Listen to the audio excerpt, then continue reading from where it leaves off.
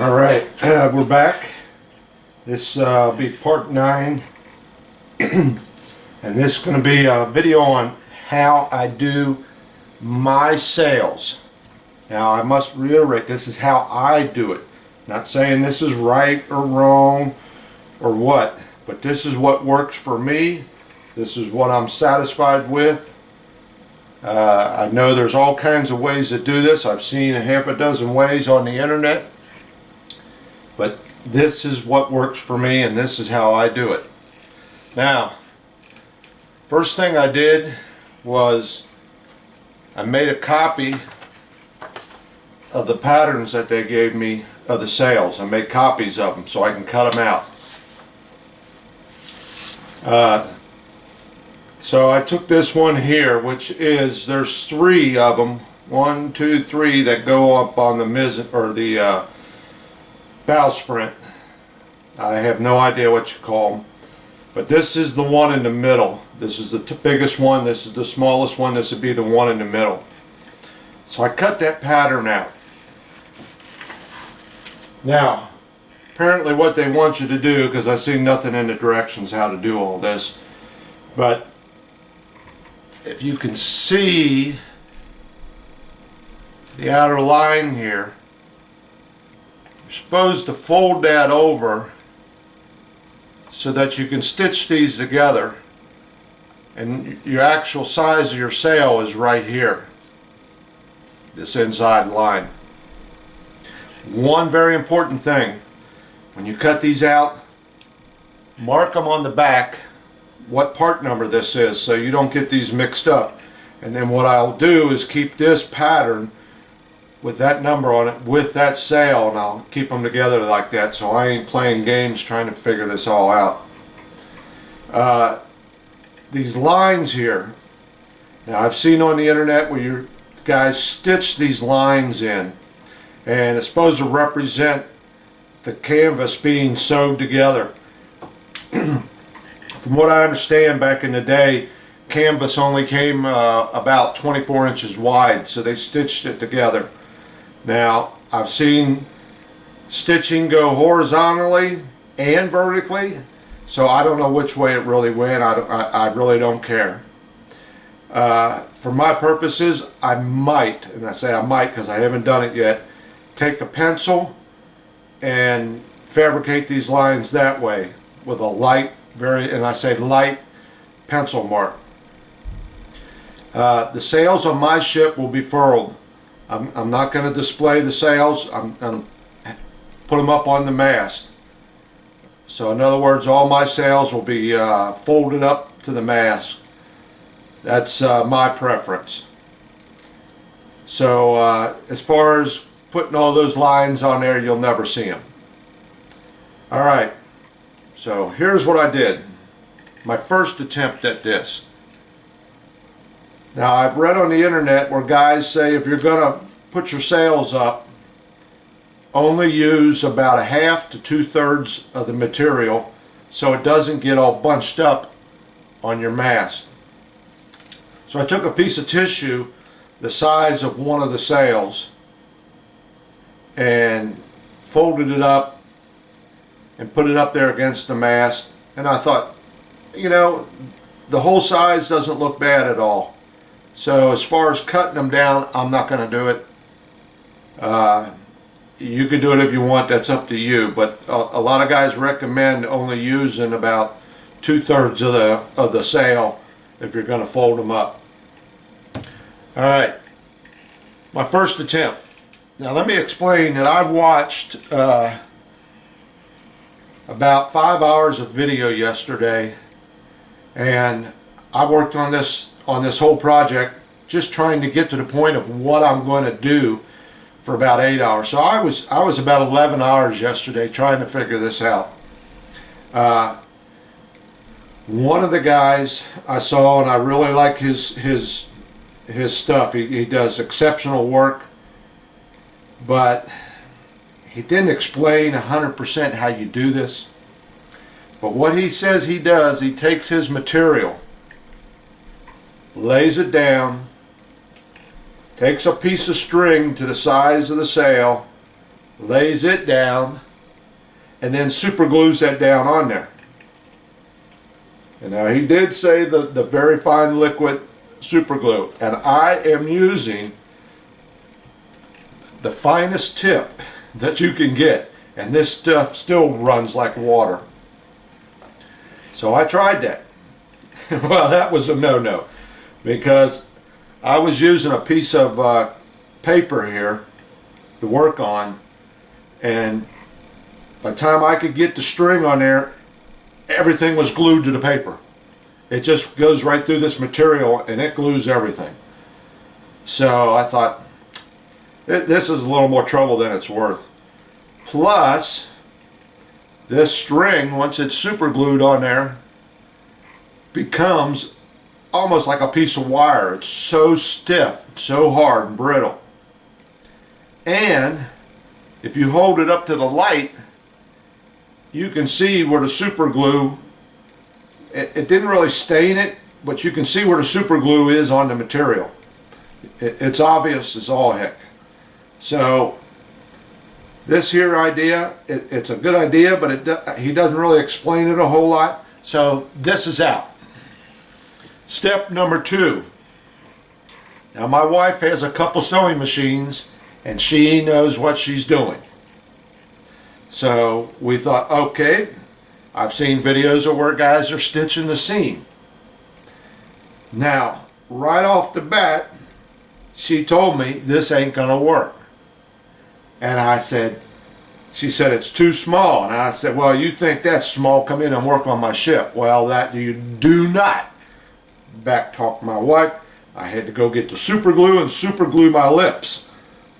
So this is what she wound up with, and we messed with it and messed with it. We got one seam's pretty good. The other seams are straight, but this one came out kind of curved. So it kind of bunched up the material. Now granted, if we'd have took some time and spent all day, we could have got these right. We did get it caught in the machine one time because as soon as the needle went down, it took the thread and all down up here around the point. So we had a problem with that. Now, I imagine if we worked at it and everything, we could have probably got it looking pretty decent. One problem though, and I don't like it, and I know that they're really probably like this in real life, but I don't like the hem on the back. And you can trim it up probably the best you want. You still got a hem on the back, if you can see that. So I didn't care for this. Just didn't work for me. So that's out. Number 3. Here's where we progress to. Now she says they got this stuff out there and she had some. It is called Tacky glue. Now she don't remember where she got this. It was either Michael's or Hobby Lobby. And listen, I don't have anybody. I don't know anybody that works at Hobby Lobby. So I go there a lot. I'm really satisfied with what I can find there. Anyway, the stuff is called Tacky glue. I've seen another product on the internet called Liquid Stitch, I think it was. I read some bad reviews about it, how it stained material. I don't know. I didn't buy it. I didn't use it. The wife had this stuff. So she told me how it worked. I took the sale and found out where them seam lines were going to be. Made a nice fold in it. And what I did was just take this and run a small bead down along there. And you just fold it over, and voila, that's what you get. A nice, clean seam. Once again, the bottom kind of arched. I guess that was my fault. I didn't have it straight enough. I don't know. And then she went over after a few minutes and ironed it. So that's what we wound up with. But I still got this part on the back. I don't like that. So number 3, it's out. So I sat here and pondered what to do. Excuse me. So I decided to put two methods together. I decided what I would do is take the pattern and just cut the sail pattern out itself. Eliminate these fold over parts where they're supposed to be hemmed. Eliminate that and just cut out the sail. Alright, then I took the string like the one fella suggested and took this tacky glue, and what I had to do was I took a paper plate. Put a little dab of this tacky glue on the paper plate. Let me see if I'm in focus. Little dab there. Took my string, cut it to about the right length, and ran it through that glue. Okay? Now I kept about a ½ inch on each side so I had something to grab a hold of without getting it in the glue. Then I laid it on the edge of the sail that I cut out. Now this stuff dries fairly fast. You got a couple minutes to work with it. As a matter of fact, about 10 or 15 minutes later I came back and kind of moved the line a little bit, but it's setting up and it's tacky within a couple minutes. Once I gave it about 10 or 15 minutes to dry, turned it over, did the same thing on the other side. Now this is nice and pliable. It's got a few little hard spots in it, but it's not that bad. It's nice and pliable. Number two, you hold it up to the light, you can't see where that was spread onto this piece of material. So I'm really kind of happy with this, and I believe this is what I'll wind up with. Now the first guy that does it with the string like this, he takes and stitches all around the edge. I'm not going to do that because I'm putting my sails up. You're not going to see it, and to me it's a waste of time. Now I will take, and here I got another one made. Here's what you kind of wind up with. This is on my main mast, my biggest sail I got. And like I said, you leave these edges hang over while it's drying. This is what you're holding on to while you're putting your string down. And this one here follows the arch of the sail. But once you let it dry, you come along and snip them ends off, and you get a pretty decent looking little sail. Now it's all wrinkled now because I was messing with it, seeing how it looked on my yard arm, trying to get a feel of what it looked like, and I was folding it up, and you'll see it the string is very pliable. So this, and what I'll do is I'll stitch this onto the yard arm like you're supposed to. So I think I'm going to go with this method. This is my preferred way of doing it. This is the easiest way of doing it, and I'll show you why. Here is a can of Coke. Here is my sail. Here is the largest sail, and you can see what I'm dealing with here. The size of this stuff is just, you know, I'm watching these guys on the internet and they're working with sails that are 5-6 times taller than this, bigger than this. So for the scale and for what I got to deal with, this is going to work for me. Now there's not saying you can't do this on larger sails, but I am very pleased with the results of this tacky glue. And I'll hold it up here, see if maybe you can see the name of it. Let me get it up here. Come on, camera, focus. There you go. Okay, so I'm satisfied with that. Now the next step was to stain or not to stain. Now I've seen one article where a guy says he dips his in I guess a stain like I stain the ship with.